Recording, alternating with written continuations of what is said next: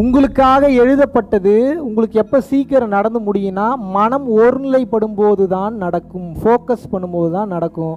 ஒரு நாளைக்கு 62,000 thoughts think பண்ணுறீங்க, எப்படி நடக்கும் உங்களுக்கு? இப்போது இந்த கர்ச்சீஃப் இங்கே இருக்குன்னு வச்சு போகிற எக்ஸாம்பிளுக்கு, கர்ச்சீஃப் எடுக்கணும்னு நான் நினச்சா தானே இப்படி குனிஞ்சு எடுக்க முடியும். S R no? கர்ச்சீஃப் இப்படி இருக்குது, எடுக்கும்போது அங்கே ஒருத்தர் கேள்வி கேட்குறாரு, சொல்லுங்கள் சார் அப்படின்னு பார்க்குறேன், பதில் சொல்லி முடிச்சுட்டு மறுபடியும் எடுக்க போகிறேன், இங்கே ஒருத்தர் கேள்வி கேட்குறாரு, சொல்லுங்கள் சார் அப்படின்னு போகிறேன். மறுபடியும் கர்ச்சீஃப் எடுக்கும்போது அங்கே இருந்து தம்பி பிரேக் டைம் ஆகிடுச்சுரா விடுறான்றாங்க. இப்போ நான் கர்ச்சீஃப் எடுப்பேனா இத்தனை பேருக்கு நான் பார்த்துட்ருப்பேனா? இதுபோல் ஒரு செயலை நீங்கள் சீக்கிரம் செய்து முடிக்க வேண்டும் என்று நினைக்கும் போது அந்த செயலில் முழு ஃபோக்கஸ் இருந்ததுன்னா இப்படி எடுத்துருவீங்க அந்த கர்ச்சீஃபை. இதுக்கு பேர் தான் டெஸ்டினேஷன் ரீச்ட் ஆர் டெஸ்டினேஷன் அரைவ்டுன்னு அர்த்தம். நீங்கள் இப்போ என்னன்னா மனம் தறிகட்டு ஓடுகிறது. புரிஞ்சுக்கங்க, மனம் ஃபோக்கஸ் ஆகாமல் உங்களுக்கு எந்த விஷயமும் சீக்கிரம் நடக்காது. இதுதான் ரகசியம். எல்லாரும் அச்சீவ் பண்ணணும்னு சொல்லி கொடுத்தாங்க. எப்படி அச்சீவ் பண்ணணும்னு சொல்லி கொடுத்தாங்களா? திங்க் பிக் அப்படின்னு வந்து சொன்னாங்க. திங்க் பிக்னு இப்போ நான் நினைக்கும் போது எனக்கு பதட்டம் பயம் ஜாஸ்தி ஆகுமா இல்லை பக்குவ நிலை ஜாஸ்தி ஆகுமா? நான் முதல்ல பக்குவத்தை வளர்த்துக்குங்கன்னு சொல்கிறேன். பக்குவத்தை நீங்கள் வளர்த்துக்கிட்டீங்கன்னாவே உங்களுக்கு எழுதப்பட்டது சீக்கிரம் நடந்து விடும். நீங்கள் ஒரு விஷயத்தில் ஃபோக்கஸ் பண்ணீங்கன்னா தான் அது சீக்கிரம் உங்களுக்கு கிடைக்கும். நீங்கள் ஃபோக்கஸ் பண்ணலன்னா அது கிடைக்காது. ஒரு எக்ஸாம்பிளுக்கு இப்போ நீங்கள் ஒரு வேலை பார்த்துட்டு இருக்கீங்க, அந்த வேலைக்கு நீங்கள் போகிறீங்க, அந்த வேலையில் போய் நீங்கள் அச்சீவ் பண்ணணும்னு நினைக்கிறீங்க. அந்த வேலை பார்க்கும்போது அந்த வேலையில் மட்டுமே ஃபோக்கஸாக இருந்தீங்கன்னா ஸ்பீடும் அதிகமாகும், ஃபோக்கஸ் அதிகமாக இருக்கும், லேர்னிங் ப்ராசஸ் அதிகமாக இருக்கும், பல விஷயங்களை உங்களுக்கு சொல்லிக் கொடுக்கும். எலான் மஸ்க் இவ்வளோ பெரிய கோடீஸ்வரர் ஆனார்னா ஒரு சின்ன ஸ்பார்க் தானே. அந்த ஸ்பார்க் எங்கே வேணாலும் நடந்திருக்கலாமே. அது எப்போ நடந்திருக்குன்னா ஃபோக்கஸ் பண்ணும்போது தான் அவருக்கு நடந்திருக்கும். நான் மனசை நிலை நிறுத்துங்க அப்படின்னா அந்த மனசை நிலை நிறுத்துங்கன்றது கம்ப்யூட்டர் லேப்டாப் பார்க்குறதுலேயும் அடங்கும், கார் ஓட்டுறதுலேயும் அடங்கும், தூங்கும் போதும் அடங்கும், செக்ஸ் வச்சுக்கும் போதும் அடங்கும், ஊர் சுற்றும் போதும் அடங்கும், சைக்கிள் ஓட்டும் போது அடங்கும். மனம் ஒருநிலைப்படாத இடமே கிடையாது. ஸோ எந்த இடத்துல நீங்கள் இருக்கீங்களோ அந்த இடத்துல மனம் ஒருநிலைப்பட வேண்டும். ஒருநிலைப்பட்டு விட்டது என்றால் உங்களுக்கு நடக்க வேண்டிய நல்லதெல்லாம் சீக்கிரம் நடந்துரும்ன்ற இவ்வளோதான் ரகசியம். புரிஞ்சுதான் நான் சொன்னது? இப்போ நீங்கள் என்ன நினச்சிட்டு இருக்கீங்கன்னா அது ஜென்ரலாக எல்லாரோட பெர்ஸ்பெக்டிவ்லையுமே நான் சொல்கிறேன். உங்களுக்கு ஒரு டவுட் இருக்கும், அது நடக்கலையே, ஏன் நடக்கலன்னா அதுக்கு உண்டான காரணமே அதுதான். உங்களுக்கு படபடப்பாக இருக்குது, அவசரத்தில் கை விட்டா அண்டாக்குள்ளே கை போகாதுன்றாங்க. ஏன் அதை சொல்கிறாங்க சொல்லுங்கள்? ஏன்னா படபடப்பு, இதை பண்ணுறதா அதை பண்ணுறதா இதை இதில் எப்படி நீங்கள் ஃபோக்கஸ்டாக இருப்பீங்க? ஒரு விஷயத்தை கற்றுக்கவும் முடியாது, ஒரு விஷயத்தை விடவும் முடியாது. நீங்கள் அண்டாக்குள்ளேயும் கை போகாது, கையும் பிரச்சனையில் மாட்டிக்கும். ஃபோக்கஸ் பண்ணி அந்த அண்டாக்குள்ள கை போயிடுச்சு அப்படின்னா இதுதான் ஒருநிலைத்தன்மை. அந்த ஸ்டெபிலிட்டின்றதை யூ ஹாவ் டு லேர்ன். நீங்கள் அந்த ஸ்டெபிலிட்டியை தான் லேர்ன் பண்ணணும். இது எது கொடுக்கும் அப்படின்னா இறைவன் எல்லாத்தையும் பார்த்து பாரு, என் வேலையை மட்டும் நான் பார்க்குறேன்ற அந்த தன்மை வரும்போது முதல்ல பதட்டம் படபடப்பு குறையும், பிபி குறையும், சுகர் குறையும், ஸ்ட்ரெஸ் குறையும், டிப்ரெஷன் குறையும். ஏன்னா நடக்கிறது நடக்க போகுது. அதை நான் ஏற்றுக்கிறேன்ற தன்மைக்கு வரும்போது பயம் வருமா? ஆரம்பத்தில் வந்தாலும் அதுக்கப்புறம் பயம் கண்ட்ரோல் ஆயிரும் உங்களுக்கு. இப்போ நான் என்ன சொல்கிறேன், நடக்காதது சொல்லியே இத்தனை வருஷமாக உங்களுக்கு நடந்துட்டு இருக்கிறது தானே சொல்கிறேன். நான் புதுசாக ஏதாவது தத்துவ கோட்பாடை உங்களுக்கு முன்னாடி வைக்கிறேன்னா இத்தனை வருஷம் உங்களுக்கு என்ன நடந்துக்கிட்டு இருக்கோ அதைத்தானே நான் சொல்கிறேன். Where the focus goes there energy flows. எந்த இடத்தில் கவனம் செல்கிறதோ அந்த இடத்தில் ஆற்றல் என்பது அதிகரிக்கும். உங்கள் வாழ்க்கைக்கு வேணுங்கிற விஷயத்தை நீங்கள் சீக்கிரம் அச்சீவ் பண்ணுறதுக்கு யூ மஸ்ட் ஹாவ் ஃபோக்கஸ். ஞானிகள் இது என்னன்னு சொல்கிறாங்கன்னா கான்ஷியஸ்னஸ்ன்னு சொல்கிறாங்க. உங்களுக்கு நடக்கிறதே சீக்கிரம் நடக்கிறத கெடுக்கிறது யாருன்னு கேட்டிங்கன்னா வேற யாரும் கிடையாது, நீங்கள் தான். உங்கள் தலையில் நீங்களே ஒரு லோடு மண்ணை வாரி கொட்டிக்கிறீங்க. இது அடிக்கடி நடக்குது. ஏன் அடிக்கடி நடக்குது அப்படின்னா மனம் 72,000 தாட்ஸ் ஒரு நாளைக்கு திங்க் பண்ணுது. 60,000லேருந்து 72,000 தாட்ஸ், 60,000லேருந்து 72,000 தாட்ஸ் திங்க் பண்ணுறதுனால உங்களோட உயிர் சக்தி தான் இந்த உலகத்தில்ன்ற வேணுங்கிற பொருளை உங்களுக்கு கொண்டு வந்து கொடுக்கும். சரிங்களா? பேசுகிறீங்க, உயிர் சக்தி கொண்டு வந்து கொடுக்குது. ஒரு பொருளை எடுக்கிறீங்க, உயிர் சக்தி கொண்டு வந்து கொடுக்குது. ஒரு விஷயத்தை நினைக்கிறீங்க, ஃபோன் பண்ணுறாரு அவர், உயிர் சக்தி தானே எல்லாமே. தாட்ஸ் செதறும் போது 60,000லேருந்து 72,000 தாட்ஸ் செதறும் போது என்ன ஆகும்? உயிர் சக்தி தெரிச்சு ஓடுது. அப்போ என்ன, டயர்டாகி தூக்கம் வந்துடுது உங்களுக்கு. நீங்கள் வேலை செஞ்சால் டயர்ட் ஆகுறீங்க. அப்படி யார் இன்றைக்கி வேலை பார்க்குறீங்க? நீங்கள் உடல் உழைப்புனால எனக்கு டயர்ட் ஆயிடுச்சுன்னு யாராவது இருக்கீங்களா இன்றைக்கி?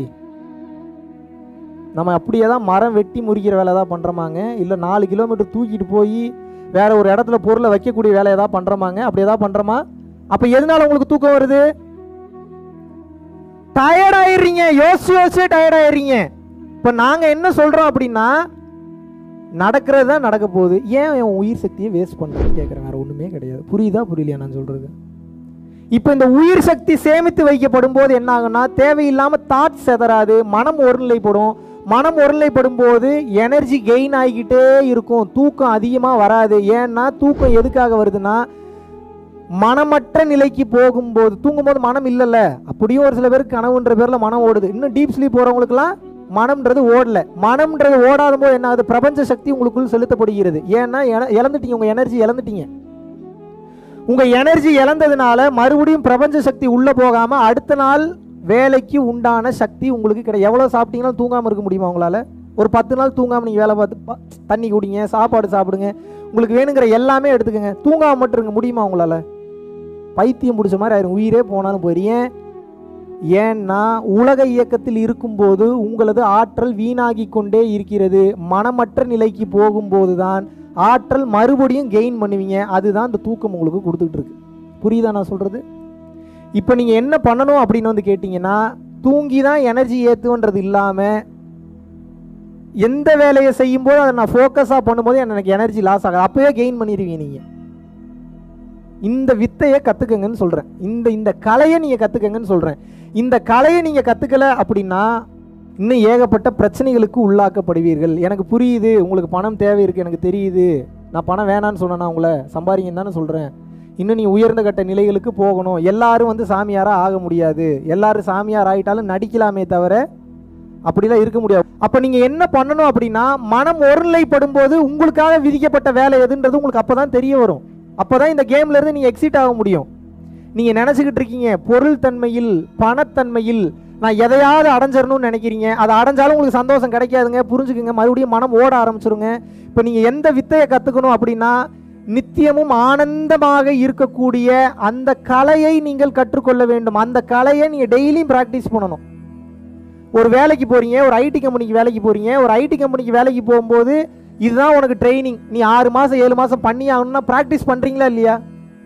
ஏங்க பணம் சம்பாதிக்கிறதுக்கே இவ்வளோ தூரம் ப்ராக்டிஸ் பண்ணுறீங்க அப்படின்னா, உங்கள் வாழ்க்கையில் நிம்மதியை சம்பாதிக்கிறதுன்றது இறைவனை சம்பாதிப்பதற்கு ஈக்குவல். அதுக்கு எவ்வளோ ப்ராக்டிஸ் பண்ண, அதுக்கு நம்ம என்ன ப்ராக்டிஸ் பண்ணோம்? போகிற போக்கில் கிடச்சிரும்னா எப்படி கிடைக்கும்? போகிற போக்கில் எப்படி கிடைக்கும்? இப்போ இறைவனுக்காக ஏங்கி கத்தி கதறி இறைவா நீ வந்துருன்றவனுக்கு இறைவன் போவாரா? அதை பற்றி கண்டுக்காம என் பாட்டுக்கு நான் இஷ்டத்துக்கு சுத்துவன்றதுக்கு இறைவன் கிடைப்பாரா? எப்படி நியாயமாக இருக்கும்? இறைவன் வந்துட்டா எல்லாமே வந்துடும். உங்களுக்கு மன நிம்மதி வந்துடும், சந்தோஷம் வந்து. எத்தனை பேர் காந்தாரா படம் பார்த்தீங்க? அந்த ராஜாவை பார்த்தீங்களா இல்லையா? ஆரம்பத்தில் பொன் இருக்கு, பொருள் இருக்கு, பொண்டாட்டி இருக்கா, அவ்வளோ பெரிய நாடு இருக்கு. காந்தாரா அது கதை தானங்கன்னு சொல்லாங்க. அந்த மாதிரிலாம் நிறைய பேர் இருந்திருக்காங்க. அத்தனை இருக்கு, என்ன இல்லாம சுத்தினார் அவரு? நிம்மதி இல்லை. அந்த நிம்மதி எங்க கிடைச்சது? பஞ்சுருளியை பார்த்தோன்னே கிடைச்சது. பஞ்சுருளி யாரு? அந்த படத்துல அந்த அந்த அந்த தெய்வத்துக்கு பேர் பஞ்சுருளி, அப்படி வச்சுப்போம். அந்த இறைவனை பார்த்த உடனே அந்த நித்திய ஆனந்தத்தை ஃபீல் பண்றாருல, அது என்ன நடக்குது அங்க? What is happening there? What is the chemical reaction which is happening there? மனம் நிற்கிறது. ஓடிக்கிட்டு இருந்த மனசு நிக்குது அவருக்கு. அப்படியே ஓடுறாரு, நிம்மதி இல்ல. வால் சண்டை, கத்தி சண்டை, அதை பண்ணி இதை பண்ணி, பொண்டாட்டியை பார்த்து எப்ப பார்த்தா ஆர்டர் போட்டு என்னடா மண்டை குழம்பிருச்சு அவருக்கு. ஒரு கட்டத்துல போ தேடு, உன் நிம்மதியை தேடு. தேடுறாரு. ஒரு கட்டத்துக்கு போகும்போது அந்த சவுண்டு கேட்குது. போறாரு, போயினும் அந்த கல்லை பார்க்குறாரு. அப்படியே அந்த அமைதி நிலைக்கு போறாரா இல்லையா? சூப்பராக எடுத்திருப்பாரு. அதெல்லாம் இறைவனே இறங்காமலாம் அந்த படத்தெல்லாம் நடிக்கிறதுக்கு சான்ஸ் இல்லை, எடுக்கிறதுக்கு சான்ஸ் இல்லை. இறைவன் வந்து இந்த உலகத்துக்கு ஏதோ உணர்த்துறதுக்காகத்தான். அதெல்லாம் நம்ம தெரிஞ்சுக்கணும், உணரணும். இதுக்கப்புறம் பணம் தான் முக்கியம் போகக்கூடாது. நல்லா பார்த்துக்குங்க, பணம் தானாக வரும். அந்த சீன் நீங்கள் கவனிச்சிங்கன்னா தெரியும். போவார், போய் நிற்பார், ஆட்டோமேட்டிக்காக மனம் அமைதியாகும். இது நாள் வரைக்கும் உணராத அந்த இன்பத்தை அவன் உணர்றான். எப்போ உணர்றான்? அந்த மனம் அமைதி பெறும்போது உணர்றான். மனம் அமைதி பெறும்போது கையில் இருக்கிற வாளை கீழே போடுறான், அப்படியே சரண்டர் ஆகுறான். சரண்டர் ஆகும்போது பின்னாடி திரும்பி பார்த்தா மொத்த ஊர் நிற்கிது. மொத்த ஊர் நிற்கும் போது என்ன ஆகுது? படம் பார்க்காதவங்களுக்கு சொல்கிறேன், படம் பார்த்தவங்களுக்கு இந்த சீன் தெரியும். என்னுடைய ஆங்கிளில் நான் சொல்கிறேன். நிற்கும் போது என்ன ஆகுது? நான் உங்கள் ராஜாவான நான் உங்களை வேண்டி விரும்பி கேட்டுக்கிறேன், உங்கள் தெய்வத்தை மட்டும் என்கிட்ட கொடுத்துருங்கன்றான். ஒரு ராஜாக்கு என்ன அவசியம் இருக்குது? தெய்வத்துக்கு கேட்கணும்னு என்ன அவசியம் இருக்குது? அவனுக்கு தான் எல்லாம் இருக்க, இருந்துட்டு போக வேண்டியதானே.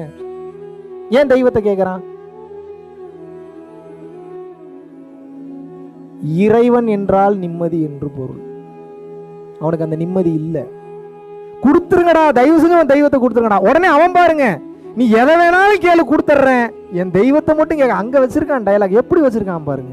நீ எதை வேணாலும் கேளு, நான் கொடுக்குறேன், என் தெய்வத்தை மட்டும் கேட்டுறாத. உடனே வந்து பக்கத்தில் இருக்கிற ஒரு ஆளுக்குள்ள இவன் கேட்க போறான்றது அந்த தெய்வத்துக்கு தெரிஞ்சிருச்சு. அதோட உடம்புல மீடியமா வந்து அந்த கடவுள் பஞ்சுருளி பேசுது. வேணுமா பஞ்சுருளி, வேணுமா உனக்கு, எனக்கு என்ன கொடுப்ப, நீ என்ன கேட்டாலும் கொடுக்குற. உடனே ஒரு பெரிய சவுண்டு, என் சவுண்டு கேட்ட வரைக்கும் இருக்கக்கூடிய நிலத்தை என் மக்களுக்கு கொடு, என் மக்கள் சந்தோஷமா வாழட்டும், நான் உன் கூட வரேன் அப்படின்னு சொல்லிட்டு வரும்.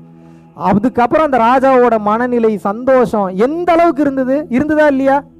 மகிழ்ச்சியா வாழ்ந்தானா இல்லையா? ஏன் நம்ம அறியாமையிலேயே இருக்கோம்? நமக்கு பொன் பொருள் வீடு வாசல் வசதி இதெல்லாம் கிடைக்காதனால வேணும் வேணும்னு நினைக்கிறீங்க. கிடைச்சிட்டீங்கனாலும் சந்தோஷம் கிடைக்காதுங்க, புரிஞ்சுக்குங்க.